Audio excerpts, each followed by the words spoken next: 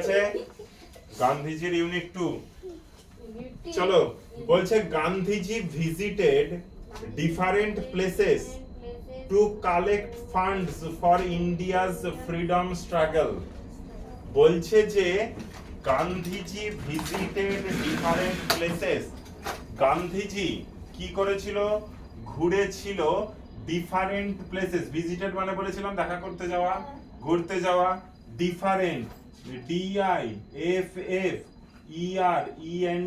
কি বললাম এটা ডিফারেন্ট, উচ্চারণ হচ্ছে ডয়সি কয়াকার রয়কার দন্ত নয়টাই। ডিফারেন্ট মানে আলাদা, কি বললাম ডিফারেন্ট মানে আলাদা। গান্ধীজি ডিফারেন্ট মানে আলাদা জায়গায় ঘুরেছিলেন। প্লেসেস PLACES প্লেসেস মানে জায়গা, কি বললাম প্লেসেস মানে জায়গা।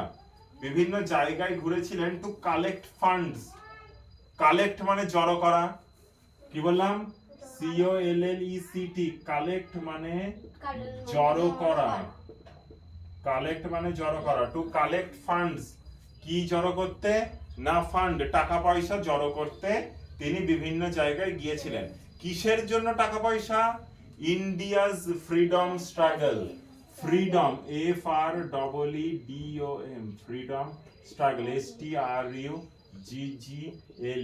ফ্রিডম স্ট্রাগল মানে স্বাধীনতা সংগ্রাম, স্বাধীনতা সংগ্রাম। তিনি স্বাধীনতা সংগ্রামের জন্য কি করেছিলেন, টাকা জড়ো করতে বিভিন্ন জায়গায় গিয়েছিলেন। ঠিক আছে। ওয়ান্স হি ভিজিটেড ওডিশা, একবার তিনি উড়িষ্যায় গিয়েছিলেন। কোথায় গিয়েছিলেন? উড়িষ্যায় গিয়েছিলেন। দেয়ার হি মেট অ্যান ওল্ড ওম্যান, সেখানে তার সাথে সাক্ষাৎ হয়েছিল একজন কার? বৃদ্ধ মহিলা, একজন বৃদ্ধ মহিলার তার সাথে সাক্ষাৎ হয়েছিল। She could not stand straight, তিনি সোজা ভাবে দাঁড়াতে পারতেন না। স্ট্রেট STRAIGHT স্ট্রেট মানে সোজা, ঠিক আছে। তিনি সোজা হয়ে দাঁড়াতে পারতেন না, ঠিক আছে। কেন? তিনি বৃদ্ধ ছিলেন, তার জন্য তিনি সোজা হয়ে দাঁড়াতে পারতেন না। আচ্ছা, হার হেয়ার ওয়াজ গ্রে, তার চুল ছিল ধূসর। গ্রে মানে ধূসর, তার চুল ছিল ধূসর বর্ণের। মনে থাকলো? হার শাড়ি ওয়াজ টোর্ন, TORN তার চুল তার হচ্ছে শাড়িটা ছিল ছেঁড়া। হার হেয়ার ওয়াজ হার শাড়ি ওয়াজ টোর্ন, তার চুল ছিল শাড়ি ছিল ছেঁড়া। ঠিক আছে, দেখছিস হাসলে হাসতে হাসতে পড়া হবে, না হলে পড়া হবে না।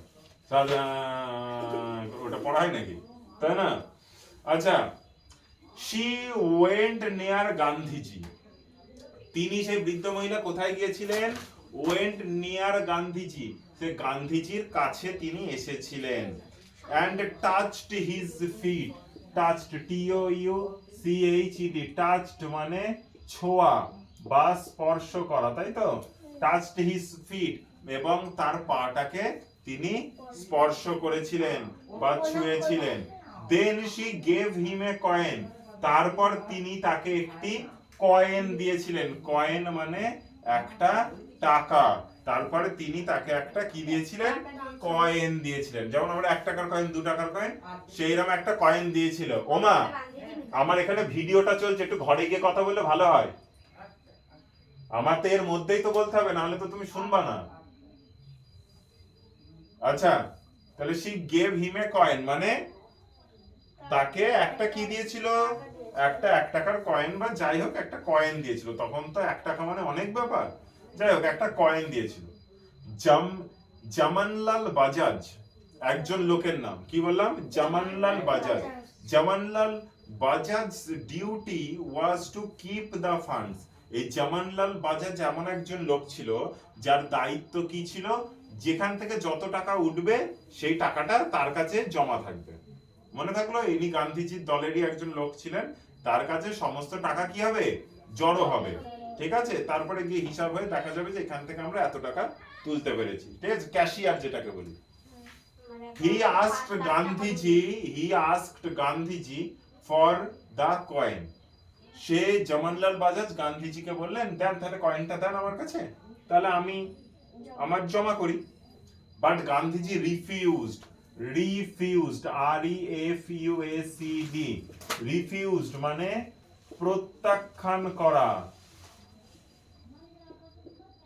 প্রত্যাখ্যান করা মানে সে তাকে ফিরিয়ে দেয়। প্রত্যাখ্যান বলতে ফিরিয়ে দেওয়া, ফিরিয়ে দেওয়া। তিনি কি করেন না ফিরিয়ে দেন, কি করলেন, তাকে ফিরিয়ে দিলেন, হয়ে গেল। আচ্ছা, জামানলাল ওয়াজ সারপ্রাইজড, সারপ্রাইজ মানে অবাক হওয়া, আগের দিন করিয়েছিলাম। জামানলাল ওয়াজ সারপ্রাইজ, তাকে যখন টাকাটা দিল না, কয়েনটা দিল না, তখন জামানলাল অবাক হয়ে গেল যে কি ব্যাপার, দিল না কেন আমাকে। I keep 1000 of rupees, Jamnalal said, Jamnalal বলল আমি তো হাজার হাজার টাকা জড়ো করি, সব টাকাই তো আপনি আমার হাতে দেন, তাহলে এই কয়েনটা কেন আমার কাছে দিচ্ছেন না।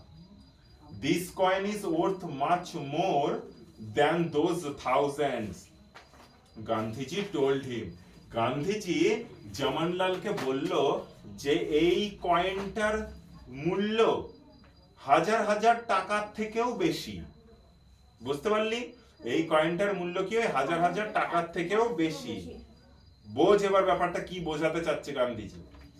If a man has lakhs, যদি একটা মানুষের লক্ষ লক্ষ টাকা থাকে, ঠিক আছে, ধর আমার কাছে 1 লক্ষ টাকা আছে, হি ক্যান গিভ 1000 or 2, আমার কাছে যদি 1 লাখ টাকা থাকে, তাহলে আমি 1000 টাকা খরচ করতে পারবো তো, পারবো তো, সবাই বুঝতে পারছো।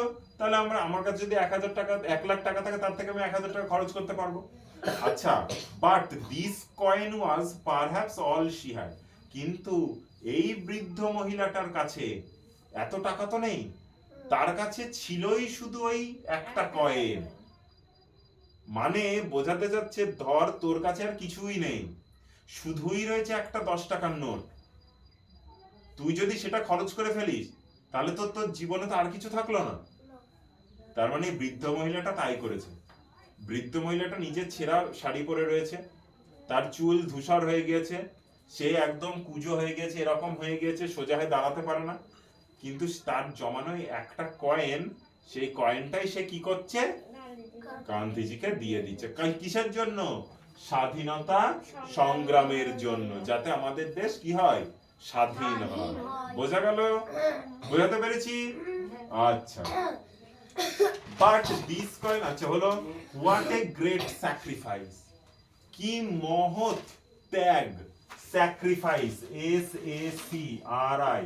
SACRIFICE, স্যাক্রিফাইস মানে ত্যাগ, কি বললাম, ত্যাগ, কি মহৎ ত্যাগ মানে কি পরিমাণ সেই মহিলাটি ত্যাগ করলেন, তাই না, কি মহৎ ত্যাগ।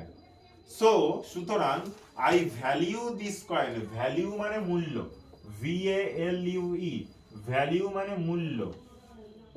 So I value this coin more than a crore of rupees, তাই আমি এই কয়েনটার মূল্য কোটি টাকার থেকেও উপরে দিই।